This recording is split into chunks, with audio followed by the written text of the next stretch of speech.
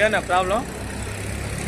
సంస్థలో గత 20 సంవత్సరాల నుంచి మీటింగ్లు చేస్తూ జీవనం కొనసాగిస్తున్న సుమారు 4,000 మంది మీటర్ రీడర్లని ఈ రోజు విద్యుత్ సమస్య ఏం చేస్తుందంటే స్మార్ట్ మీటర్ల పేరుతోటి వీళ్ళని ఇళ్ళకి పంపించే మార్గం చేస్తుంది.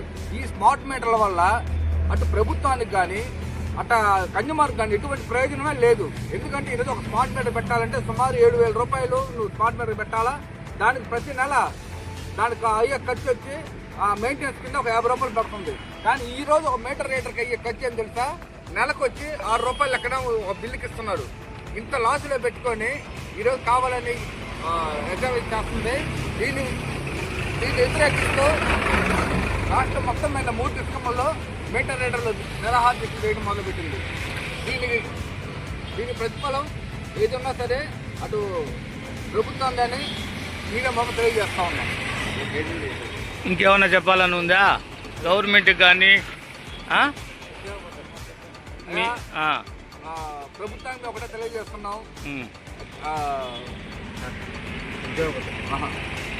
విజన్ అని చెప్పేసి సీఎం గారు చెప్తా ఉన్నారు. ఈ విజన్ లో భాగంగా మీటర్ రీడర్లు అయితే మిమ్మల్ని నమ్ముకొని ఈరోజు ఉన్నారు. మీరు చేయాల్సిన పద్ధతి ఏంటంటే మీకు లేనిపోని అన్ని క్రియేట్ చేస్తున్నారు. మా వచ్చే జీతాలు చాలా తక్కువ. దీంట్లో మళ్ళీ మీరు వచ్చిన తర్వాత అరాకొరంగా దాన్ని కొట్టేశారు.